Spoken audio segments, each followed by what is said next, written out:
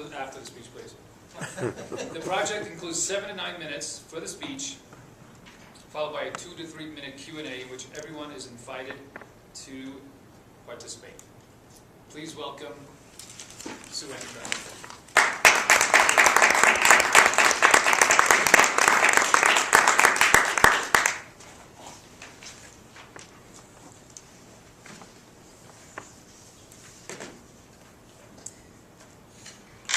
We are right in the middle of another amazing ski season, and Sundance is right around the corner, so it's very serendipitous that I am giving this press conference today as we are staring the throngs of nearly 46,000 people who will be descending on our Park City streets.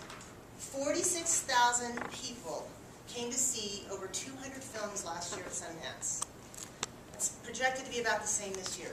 Now, mind you, the estimated population of Summit County is 39,633. So Sundance doubles the population in Summit County. Our traffic congestion, as you know, is debilitating. We are bound, our community is bound by mountains and by trust, open space is held in trust. So we're very limited on what we can do in terms of expanding our roads. For example, look what happened whenever we went through the expense and the trouble of expanding 248. How much more traffic did that allow in and out of town? It didn't do a whole lot of good. It didn't do a whole lot of good. So the most logical answer is not necessarily increasing the road capacity, but decreasing the amount of cars on the road. And how do we do this? We are so accustomed to taking our cars anywhere we want to go, whether it's a mile down to the grocery store or 5 miles up to the resort, but we go by ourselves. Look around you when you're on the roads. There's only 1, maybe 2 people in a car. What we need is to eliminate a lot of those cars by changing our mindset to a bus-first mindset. But how are we going to do that? How are we going to have this paradigm shift? I like being able to go when I want to go somewhere, where I want to go in my car, just pop in and go. I will admit that I'm one of the worst. So I myself need to develop this bus first. So I think what would motivate me? And 3 things would motivate me to develop a bus first mindset. It would be convenience, it would be saving money, and it would be saving time. Taking a bus is not necessarily going to save you time, right? However, when the roads are congested and the bus can't get anywhere, everybody is stuck in traffic. So my proposal doesn't necessarily save you time. It will make things more convenient because then you don't have to worry about parking, you don't have to worry about paying for parking tickets, you don't have to worry about a lot of the road rage that you get whenever you're driving on our streets. The third thing is money. I'm motivated by money. You guys, anybody else here motivated by money? My proposal for Bus First says, let's pay people to ride the bus. Okay? Let's give them $2 every time they ride the bus. Okay, well that doesn't sound like much, but when you think, okay, well it takes me 4 buses to get to Deer Valley, hey, guess what? That's $8, and then another $8 to get home. Wow, I might be able to handle that. But how does this happen? How do we get this money to pay the bus riders? This is the part that I want you to pay attention to because I know the first thought in your mind may be, no way. My proposal, Bus First, says that we turn China Bridge into paid parking. Not restrictive costs, but charge people for this privilege to drive their car down through all the traffic and congest our streets. Charge people, my first figures that the team and I came up with were $5 an hour, $5 an hour, $12, excuse me, back up a second. $5 an hour, $9 for 2 hours, 12 for 3 hours, 14 for 4, and 20 for all day. For more than 4 hours. The other thing that we would do, because a lot of people do need China Bridge for work, and people do want to be able to still drive their cars down there whenever they want, charge parking passes to the citizens citizens of Summit and Wasatch County and also allow businesses to pay for parking passes for their employees. Parking passes would be $250 a year. There are 615 parking spaces at China Bridge. And based on the projections made by Park City Transit Department, the garage runs at roughly 95% occupancy during the winter weekend, Sundance, and President's Week, 75% during winter weekdays in the summer, and 50% during off-season. Several of the major events in town, such as the Tour of Utah and the Arts Festival, 4th of July and Miners' Day, shut off the garage because they need that to facilitate the parades, and so the parking is off limits at that time. So, we calculated that using these numbers and assuming the 95% occupancy, and just based on 2 4-hour parking customers in a day, so this is pretty conservative. My team calculated that the income from parking would be $4,180,000 annually, and the income from the parking passes would be $250,000 annually. We also know that this is going to be needing some administrative duties, so we have calculated that it will take roughly 2 full-time employees and 20 part-time bus hosts who will be on the bus to pass out, to distribute the tokens.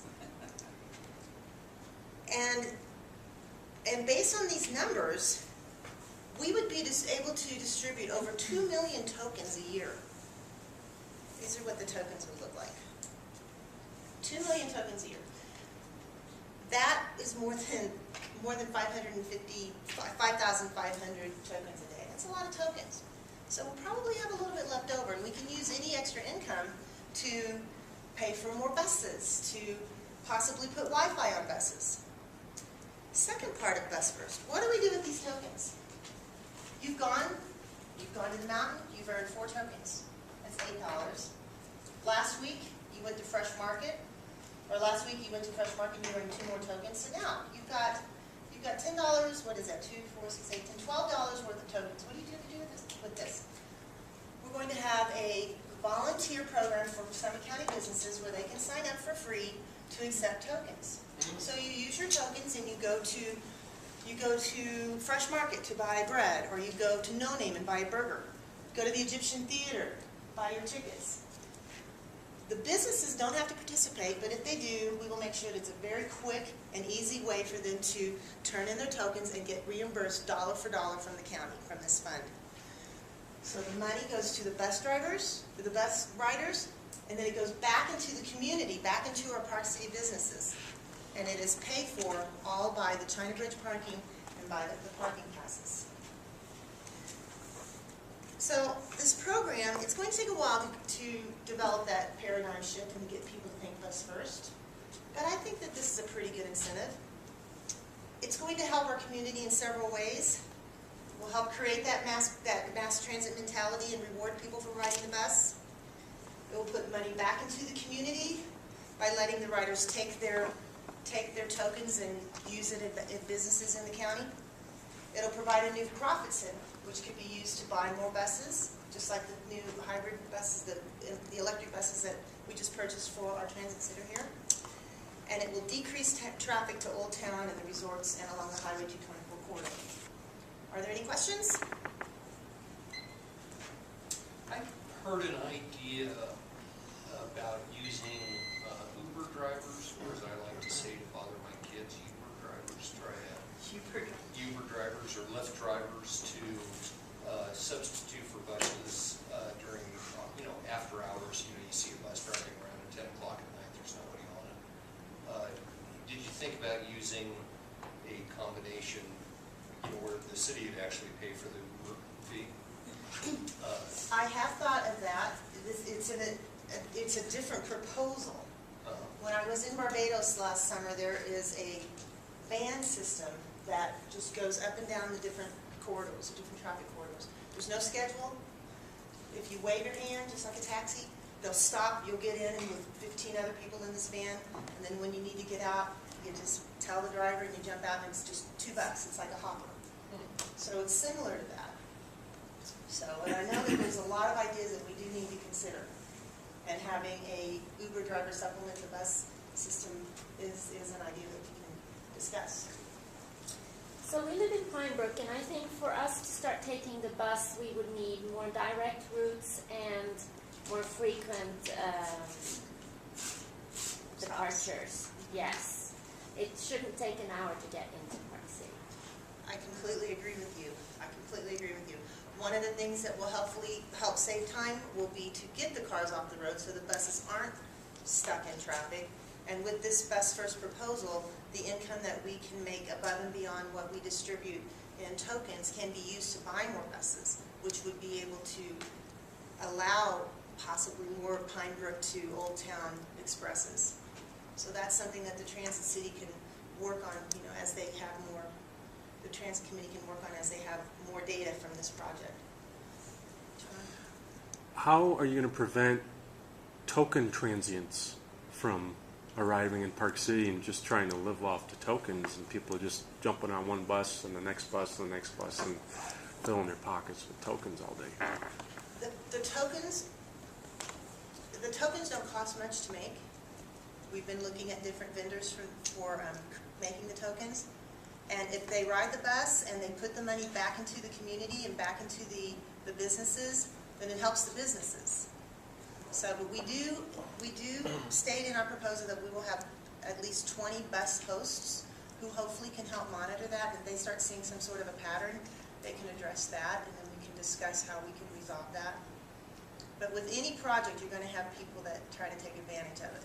But hopefully, even if they do ride the bus just to get tokens, the money goes back in the community. That's not a bad thing.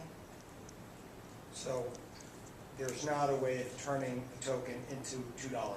It's just barter. It can be called a barter. Right. So it's not, you can't go to a clearinghouse, a bank, and turn your tokens into cash. Okay. No, it won't be like that Coinstar machine. Thank you very much. I appreciate your time. Have a great day.